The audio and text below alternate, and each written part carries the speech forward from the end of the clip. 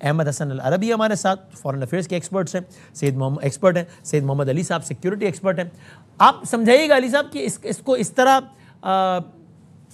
آسان الفاظ میں سمجھنا ٹھیک ہے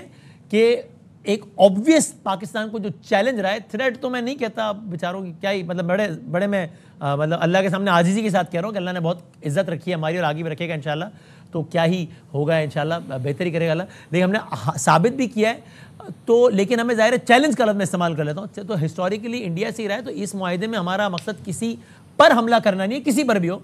بلکہ ایک جو obvious ہمیں چیلنج ہے انڈیا سے، اس کے خلاف اپنے دفاع کو ہم نے کئی گنا بڑھا دیا ہے. وسیم صاحب بہت شکریہ. میں سمجھتا ہوں یہ جو بھارت کی جانب سے ہماری سیکیورٹی کو چیلنج درپیش تھا خصوصاً مئی میں، ہم نے اس کو بہت زبردست طریقے سے مختلف ڈومینز میں اپرچونٹی میں کنورٹ کیا ہے. ڈپلومیٹک اپرچونٹی میں ہم نے اب ایک جنوبی ایشیا سے بڑھ کے ایک عالمی طاقت کے طور پہ، ایک ذمہ دار طاقت کے طور پہ اپنے آپ کو منوایا ہے. تصویراتی اعتبار سے جو بھارت کا قد کاٹ تھا،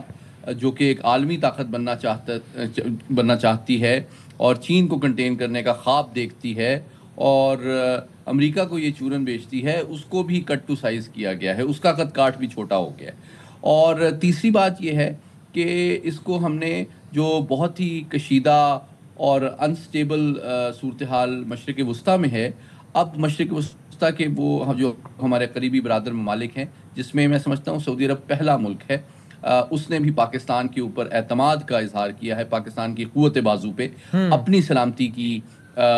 جو چیلنجز ہیں ان سے نمٹنے کے لیے. اور میں یہ کوئکلی کہنا چاہتا ہوں کہ شاید یہ پہلا ملک ہے، آخری ملک نہیں ہے. اور بھی جو عرب ممالک ہیں جن کو سیکیورٹی کے چیلنجز درپیش ہیں، عین ممکن ہے کہ وہ بھی پاکستان کے ساتھ اس قسم کے معاہدوں میں منسلک ہوں، تاکہ پاکستان کی جو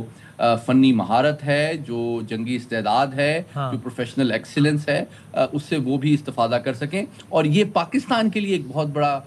میرے خیال میں گین اس لحاظ سے بھی ہے کہ اب پاکستان صرف جنوبی ایشیا نہیں بلکہ مشرق وسطیٰ کے اندر بھی امن کے ایک ضامن اور ایک ذمہ دار طاقت کے طور پہ سمجھا جا رہا ہے. اور پاکستان نے اس معاہدے کے نتیجے میں عالم اسلام کی ایک لیڈنگ اور رسپانسبل اور اسٹیبلائزنگ پاور کے طور پہ اس کو فارملی ریکوگنائز کیا گیا ہے. اس میں کوئکلی میں بتا دوں کہ ہمارے لیے امکانات بھی کیا ہیں. ہم اچھا میں دوسرے راؤنڈ میں آتا ہوں اس پہ.